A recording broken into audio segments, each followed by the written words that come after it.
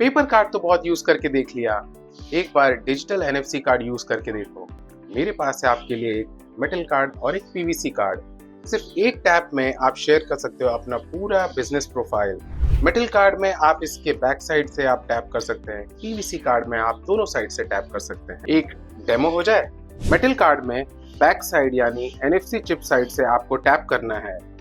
Android phone है तो उसको आपको एंड्रॉयड फोन के बैक साइड में मिडिल पार्ट में आपको टैप करना है।